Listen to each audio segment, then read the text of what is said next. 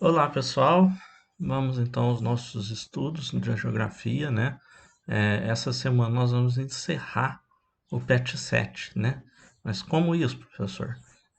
Devido ao Natal, né? A semana do Natal, nós vamos juntar, né? Os temas da terceira e quarta semana, tá? Vocês vão ver que os temas que vamos trabalhar são os temas das duas próximas semanas, né? Semana 3 e semana 4, que é paisagens naturais da América Latina e os problemas ambientais na América Latina, certo?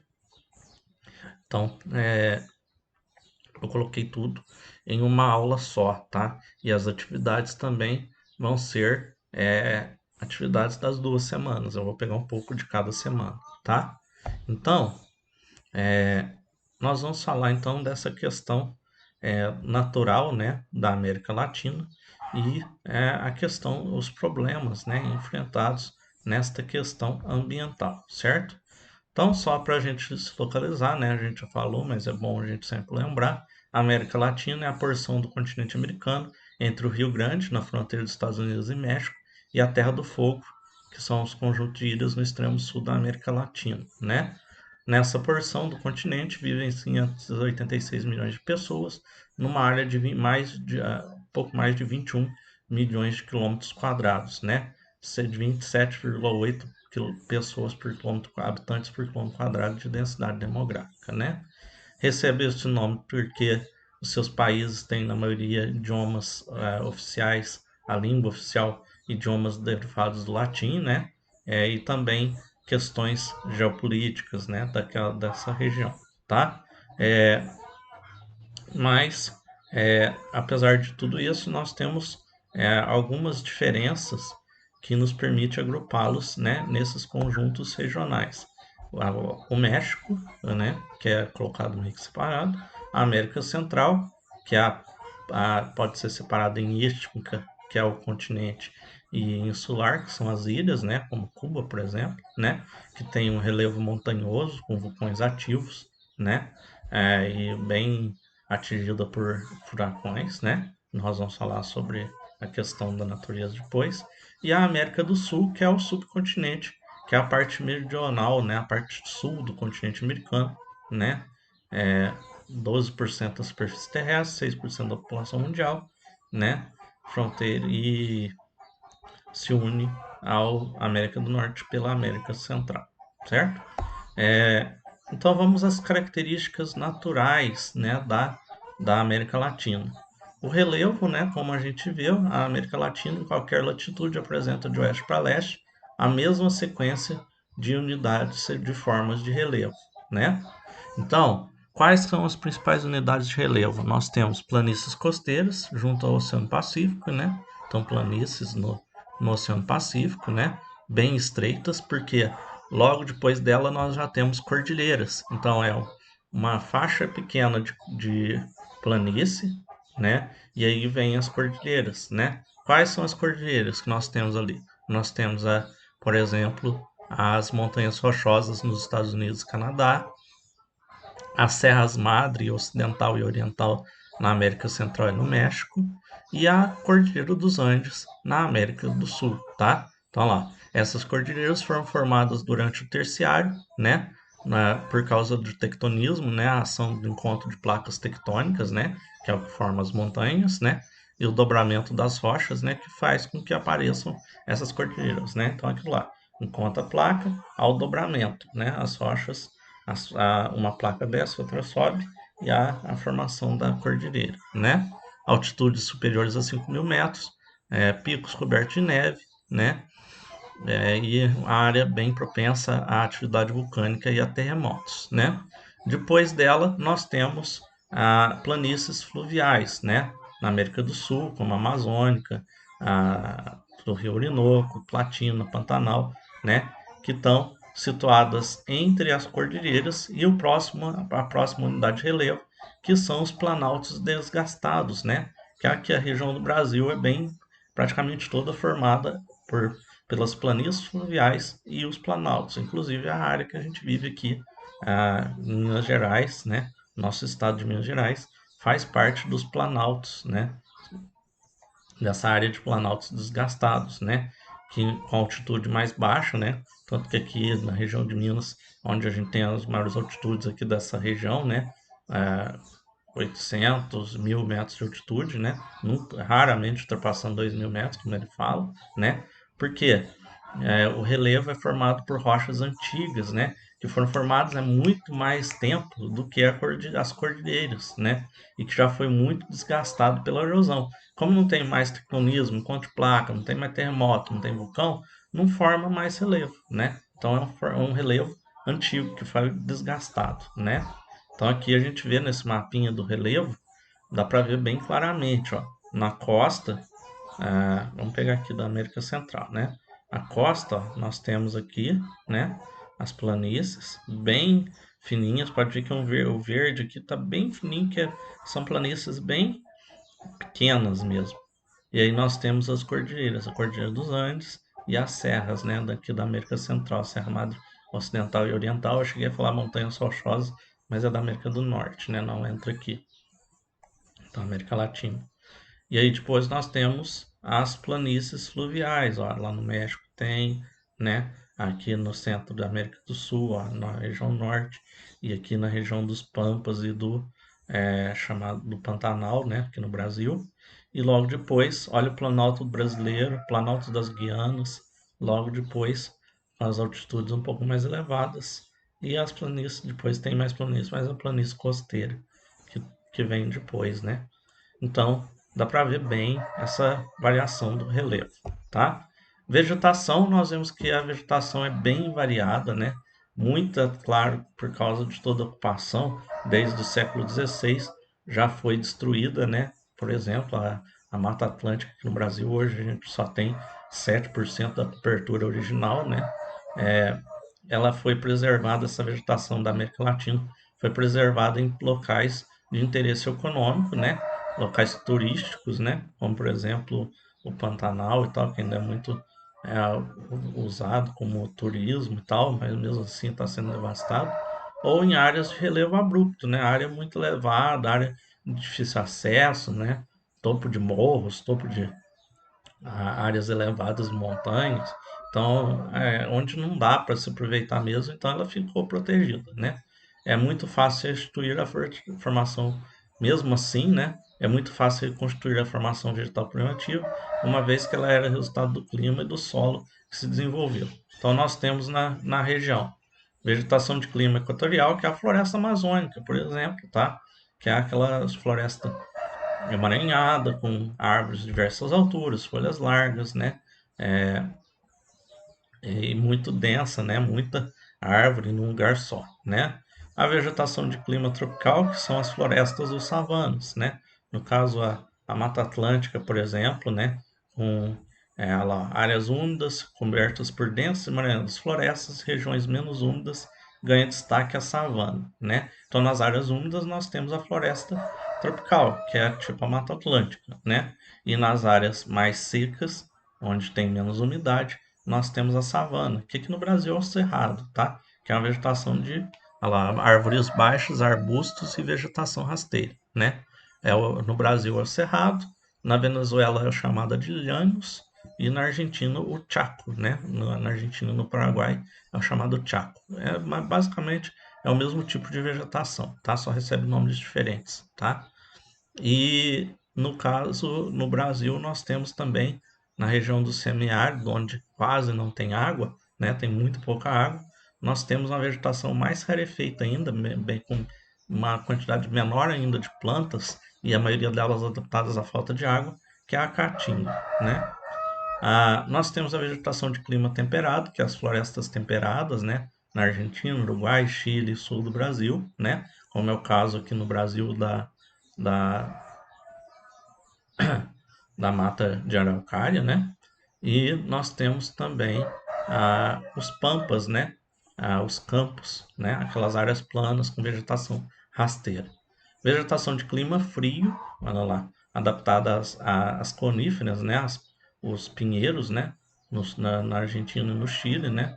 É, com aquelas folhas, o pinheiro, né? As agulhas de pinheiro, a folha ela é tipo um pinheiro, uma agulha, né? Tem o formato de agulha, para perder menos temperatura no frio, né? Adaptado ao clima frio. A vegetação de montanha nos Andes e nas outras cordilheiras, né? Que é aquela vegetação adaptada à temperatura baixa e pouca pluviosidade, pouca chuva, né? É mais um musgo, uma planta rasteira, né? E clima desértico, vegetação de clima desértico. Nós temos, por exemplo, o deserto do Atacama, né?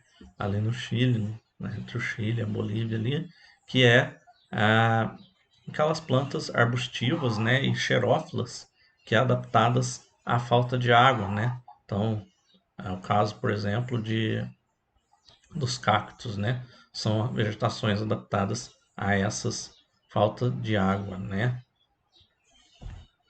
Então aqui nós temos, né, a localização, né, dos tipos de vegetação. Vocês podem ver a floresta equatorial, não só na região norte do Brasil, pega outros países aqui da América do Sul e também boa parte da América Central, olha lá. Nós temos também floresta tropical, né, que é a Mata Atlântica, principalmente aqui no Brasil, mas nós vemos, por exemplo, Cuba e parte da América Central tem também. A savana, né? Como nós falamos aqui no Brasil, mas pega também Paraguai, Argentina, né? E também parte do México, né?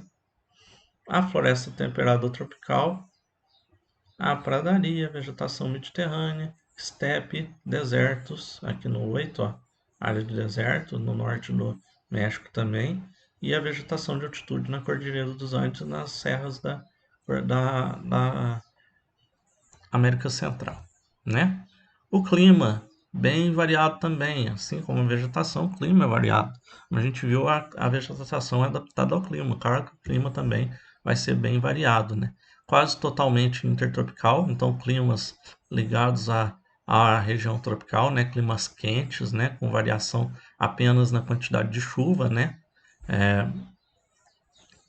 Uma pequena parte na zona temperada norte, né? Que é o norte do México, né?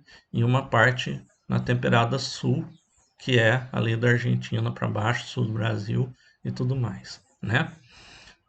Não é difícil deduzir, quadro toda predomina altas temperaturas, né? E vai reduzindo em direção ao Polo Sul. Então, quanto mais próximo do Equador, mais quente, né? Isso é básico, né? O território americano, por causa da disposição norte-sul, ele apresenta uma grande diversidade, né? Muitos diferentes tipos de clima por causa das diferentes latitudes. Na América Latina destacam-se os climas tropicais, úmidos ou secos, né? E o tropical de altitude, que é o daqui de Minas Gerais, né? Da nossa região aqui sul, sudoeste de Minas, é bem comum, né? O tropical de altitude.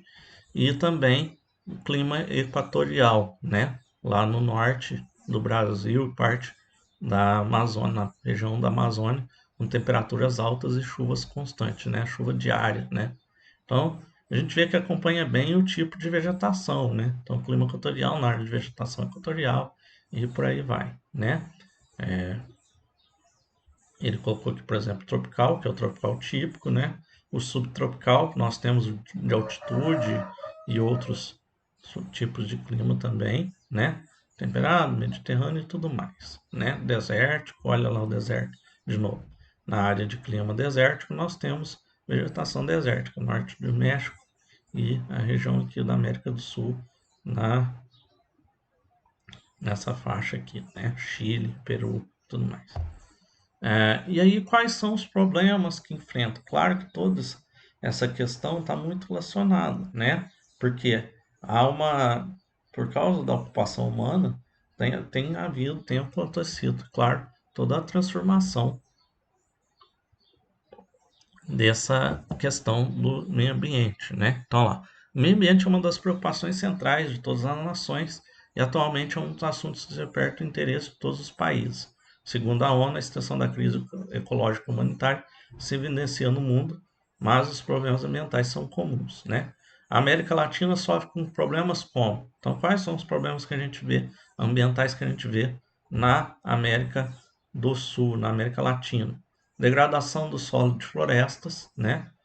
Má administração de lixo, perda de qualidade e quantidade de água, emissões de gases, defeito estufa e mudança climática, posse de terra, superexploração de pesca, derramamento de substâncias tóxicas e desastres naturais, né? Então, ó, por exemplo, gases de efeito estufa, né?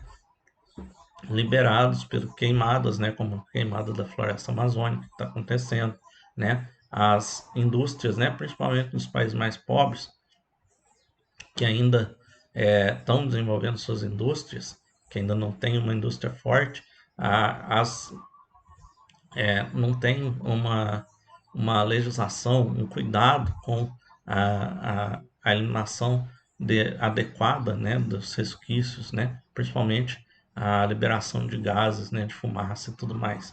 A queima de combustíveis fósseis, a quantidade de carros cada dia aumenta mais, né, e outros veículos. E a agropecuária, que também é bem responsável por liberar gases, né, com a criação de animais e tudo mais, e também queimadas, né. E esse efeito estufa e aquecimento global, ele é um efeito natural, que é necessário para regular a temperatura do planeta, só que nós, por causa da nossa ação, a gente aumenta esse efeito em uma quantidade muito grande, que é fora do natural e que traz muitos problemas, né? E esse é um problema muito comum, principalmente nos países daqui da América Latina, tá? Degradação do solo é basicamente a, a, a destruição do solo, a perda da sua utilidade e tudo mais, né? Olha lá, relacionado à destruição do solo.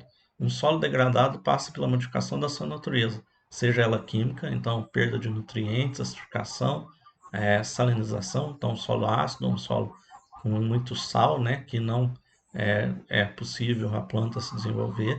A transformação física, perda de estrutura, diminuição da permeabilidade, não absorve água, né? E biológica, diminuição da matéria orgânica, né, que é tão importante para o desenvolvimento das plantas e tudo mais no solo, naquele solo, né? Esgotamento ou perda de nutrientes essenciais para a fertilidade do terreno, né? Então, o mau cuidado com o solo leva à destruição do mesmo, né? E aí também nós temos a degradação das florestas, que é a destruição e empobrecimento da floresta, né? Devido ao corte seletivo, roubo de madeira, né?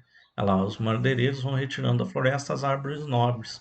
Com isso, desequilibram o ecossistema. Porque aquela planta ela é necessária para algum animal se alimentar, ou ela ajuda no desenvolvimento de outras plantas, né? Que existem ali, né?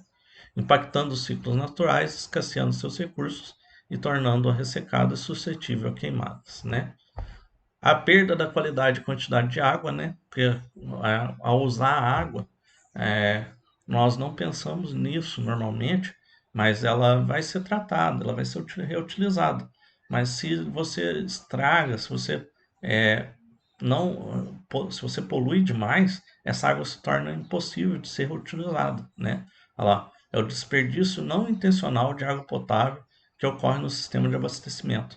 Essas perdas trazem impactos para a sociedade negativos, uma vez que grande quantidade do líquido que seria adequado para o consumo acaba sendo desperdiçado. Então, se você desperdiçar, por exemplo, uma pessoa normal que vai lá, em vez de varrer a calçada, lava, né? Você está perdendo água que poderia ser utilizada.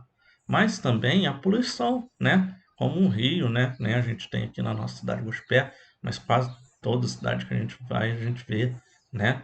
O rio poluído, sujo, né? Não pode ser usado, não tem como pescar, não tem como usar essa água para cuidar de animais, não tem como usar essa água para fazer irrigação, né? Então, uma água que se perdeu, está suja, está poluída, não dá para reaproveitar. E aí, o que vai acontecer? Uma hora vai acabar. Se você só polui, só suja e não tem como reaproveitar, ela vai acabar, né? A água a gente diz que ela é um recurso renovável e não renovável. Ela é renovável enquanto você cuida dela. A partir do momento que você estraga ela, você torna ela incapaz de ser utilizada, ela se torna um recurso não renovável. A superexploração da pesca, né? É basicamente pescar em excesso, né? Lá, a atividade pesqueira executada de forma desenfreada, a pesca excessiva é insustentável, né? Pesca demais até acabar com aquele animal, ou diminuir tanto a quantidade dele que atrapalha a cadeia alimentar dos outros animais que dependem dele, né? Derramamento de substância tóxica, né? Que a poluição está bem relacionado com temas anteriores do solo, da vegetação e da água, né? A contaminação do solo e das águas pelo descarte incorreto de produtos agrícolas, né? Então, resíduo industrial, esgoto doméstico, né? Quando não tem esgoto tratado, né? Encanado, resíduos, pessoa que joga lixo, né? Em qualquer lugar, né? Então, tudo isso causa um desequilíbrio no meio, né? Na natureza, certo? E desastres naturais, né? Por mais que sejam naturais e façam parte da dinâmica terrestre, né, na natureza do tempo, né, do planeta, eles têm aumentado por causa da ação humana, né? Porque por causa da questão do efeito estufa, do aquecimento global, tem causado mais desastres naturais, principalmente tempestades, furacões e tudo mais, né? E eles causam tanto dano para nós seres humanos, mas também para a natureza, né? Por mais que naturalmente eles ajudem a manutenção dos ecossistemas e a sua renovação, como eles estão acontecendo mais vezes, em uma quantidade maior, né? Fora do que é natural, isso traz diversos problemas, não só para o ser humano, mas para a natureza, né? Como um todo, certo? Então, para essa semana é isso, pessoal. Espero que tenha ficado bem entendido. Qualquer dúvida, estou à disposição, tá? Um abraço.